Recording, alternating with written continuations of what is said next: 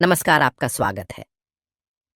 दोस्तों, एक समय की बात है, देवर्षि नारद भगवान श्री कृष्ण से मिलने के लिए द्वारिका नगरी में पधारते हैं। नारद जी को देखकर भगवान श्री कृष्ण कहते हैं, हे देवर्षि, पधारिए, द्वारिका नगरी में आपका स्वागत है। आज द्वारिका में आने का क्या प्रयोजन है? देवर्षि कहते हैं, हे प्रभु, मन में आपके दर्शन करने की इच्छा हुई, सो चला आ गया।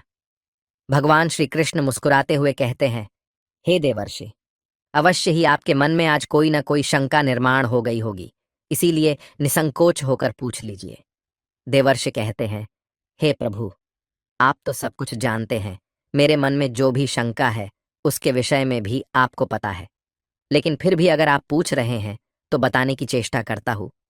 हे प्रभु, आज मैं आपके पास यह जानने के उद्देश्य से आया हूँ कि किस कारण से मनुष्य के जीवन में दरिद्रता आती है।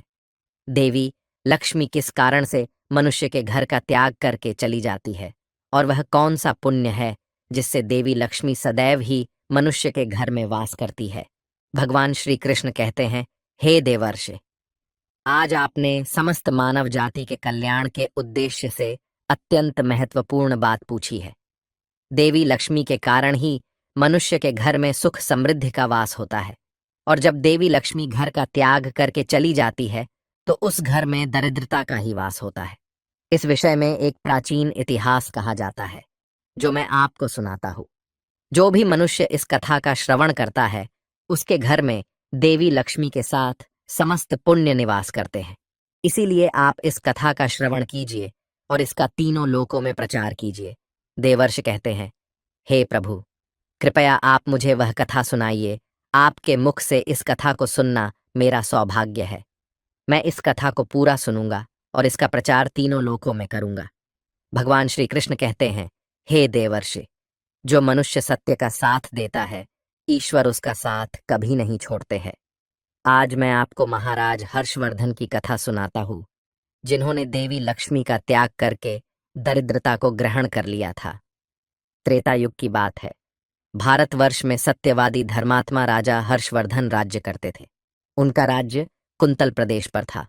उनके राज्य की प्रजा उनसे अत्यंत संतुष्ट रहा करती थी। महाराज हर्षवर्धन बड़े दानशूर और वचन का पालन करने वाले थे। वे सदैव अपनी प्रजा के हित का ही विचार करते थे।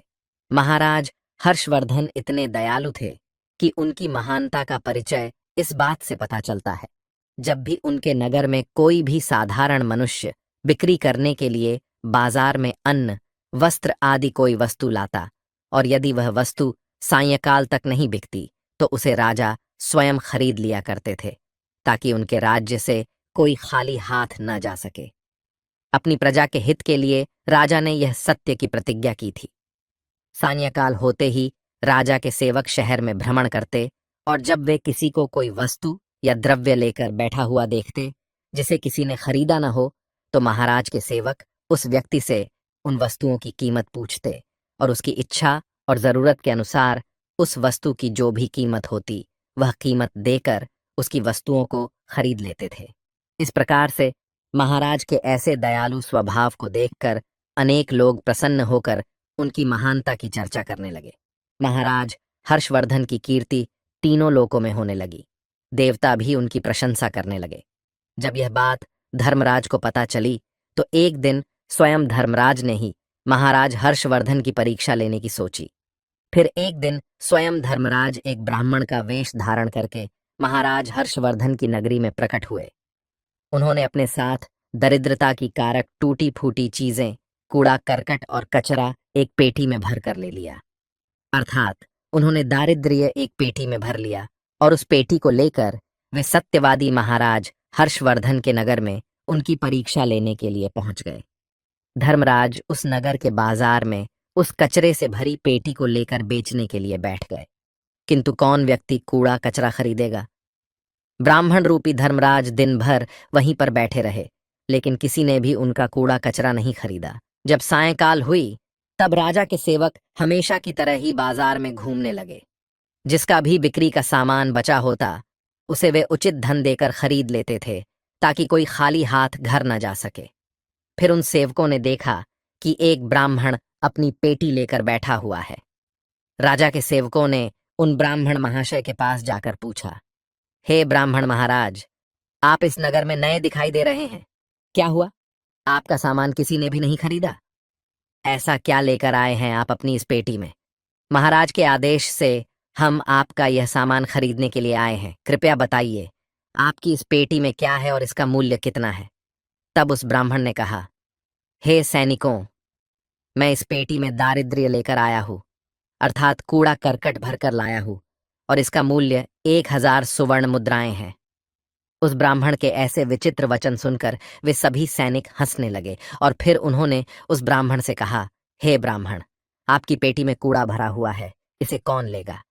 इसका मूल्य तो 1 पैसा भी नहीं है।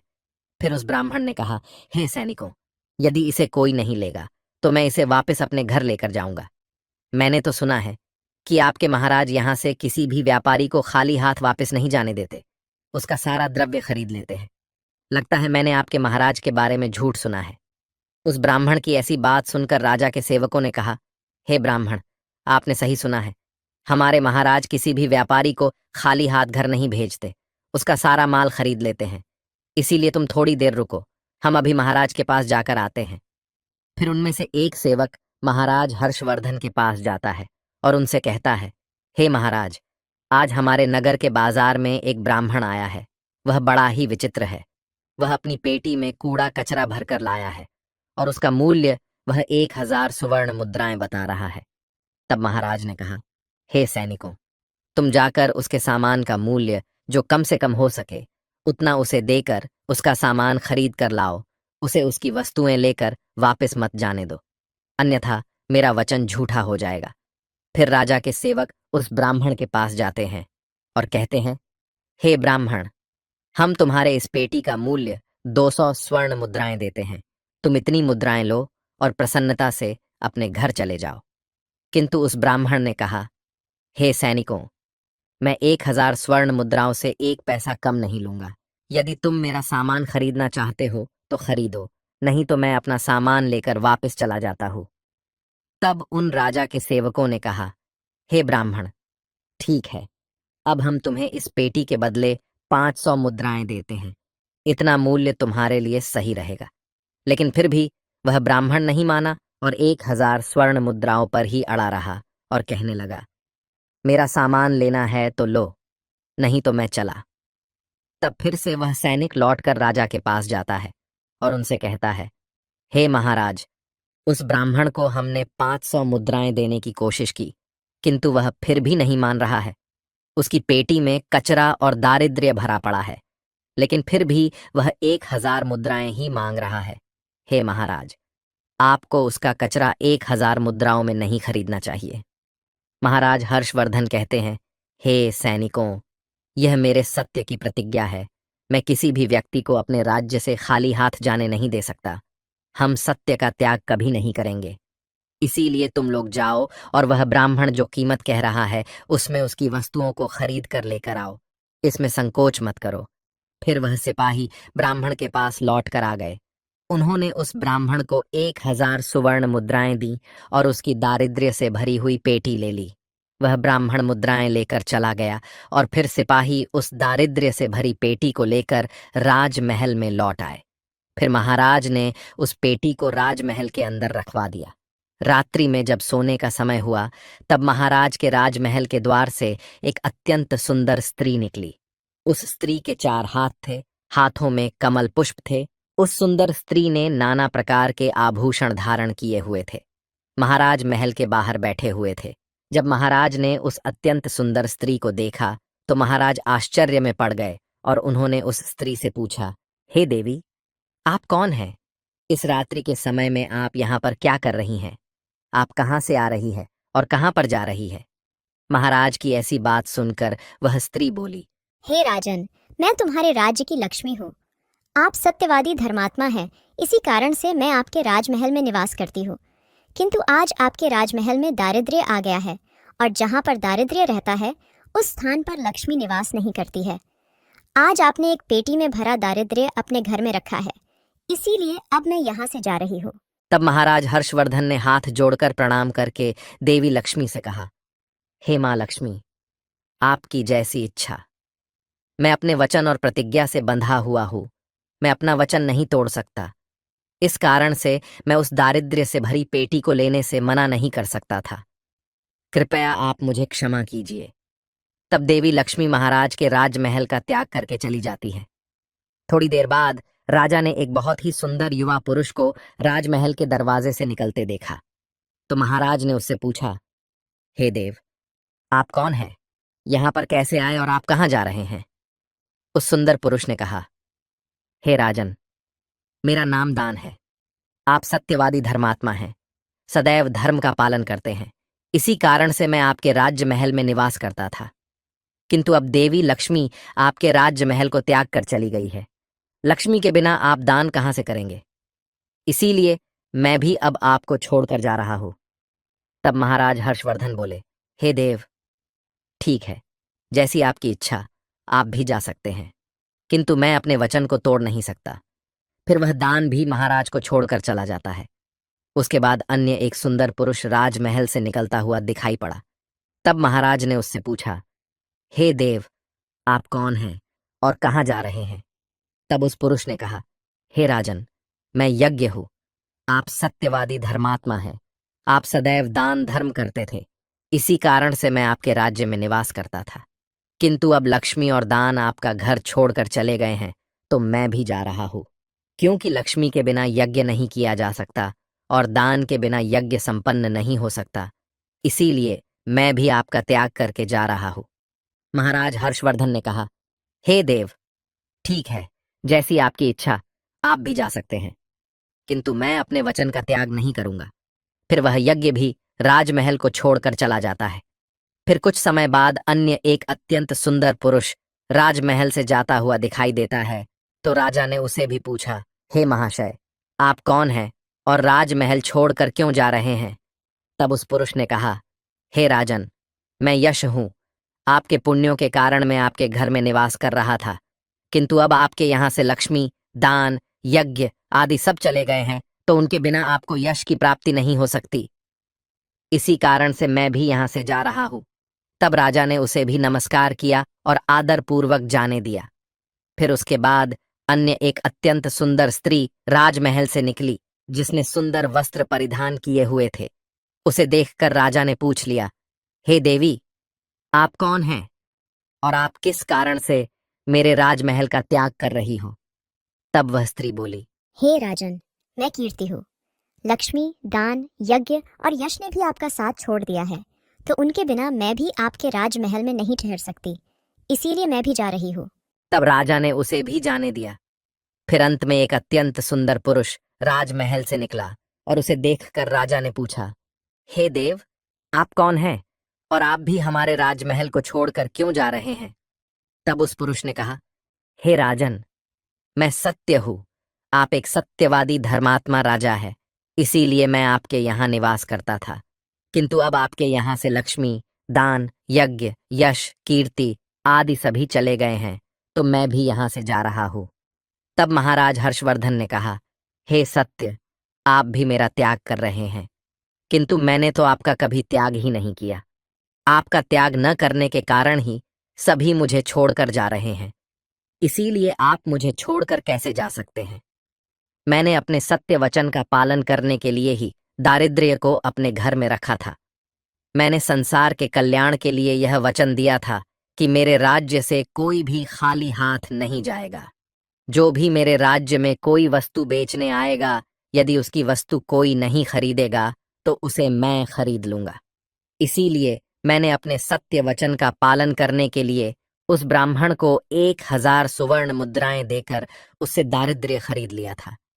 उसी दारिद्र्य की पेटी के कारण देवी लक्ष्मी ने आकर मुझसे कहा कि वे उस स्थान पर निवास नहीं करती जिस स्थान पर दारिद्र्य रहता है, और देवी लक्ष्मी के जाते ही यज्ञ, दान, यश, कीर्ति सब मुझे छोड़कर चले गए हैं। मेरे सत्य वचन का पालन करने के लिए ही मैंने उन सभी को जाने दिया, और अब आप भी मुझे छोड़कर जा रहे हैं। महाराज हर्षवर्धन की बात सुनकर वह सत्य बोला, हे राजन, यदि आपने मेरे लिए ही इन सब का त्याग किया है, तो ठीक है, मैं आपका राजमहल छोड़कर नहीं जाऊंगा। आप सचमुच बड़े पुण्यात्मा और सत्यवादी हैं, इसीलिए अब से मैं आपके राजमहल में ही निवास करूंगा। और वह सत्य फिर से राजमहल में लौट गया। उसके थोड़ी ही देर बाद एक सुंदर स्त्री लौट कर आ गई। उसे देखकर राजा ने पूछा, हे देवी, आप कीर्ति है, अब भी आप मुझे छोड़कर चली गई थी, तो फिर वापस क्यों लौट कर आ गई? तब कीर्ति ने कहा, हे राजन, मुझे क्षमा करो। मैं लक्ष्मी, यज्ञ, दान, यश के बिना तो रह सकती हूँ, किंतु सत्य के बिना नहीं। इसीलिए जहाँ सत्य रहेगा मैं भी वहीं पर रहूंगी। फिर राजा ने कीर्ति का स्वागत किया और वह राजमहल में चली गई। फिर यश वहां पर लौट कर आ गया। राजा ने उससे पूछा, हे महाशय, आप तो यश है, आप मुझे छोड़कर चले गए थे, फिर लौटकर क्यों आ गए?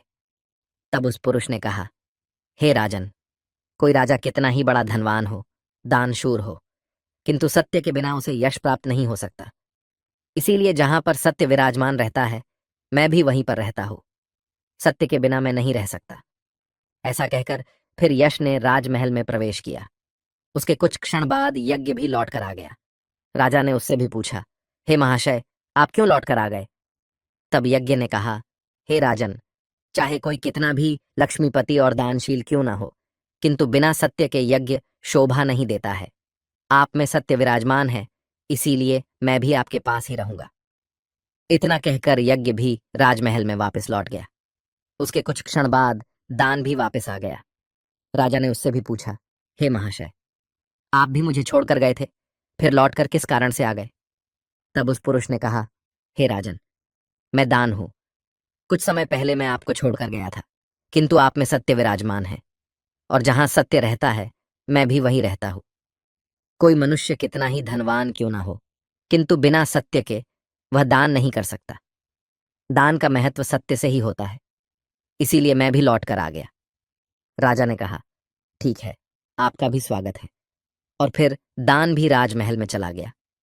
और फिर उसके बाद साक्षात देवी लक्ष्मी लौट कर आ गई। राजा ने पूछा, हे माँ लक्ष्मी, आप वापस क्यों आ गई? आप तो मुझे छोड़कर चली गई थी। तब देवी लक्ष्मी ने कहा, हे राजन, यह आपके सत्य की परीक्षा थी। आपके यहाँ पर यश, दान, यज्ञ और सत्य सभी निवास करते हैं, और लक्ष्मी के बिना सभी विफल हो जाएंगे। इसीलिए मैं आपके सत्य धर्म की रक्षा करने हेतु लौट कर आ गई हूँ। तब राजा ने कहा, हे माँ लक्ष्मी, मेरे यहाँ पर तो दारिद्र्य से भरी हुई पेटी है।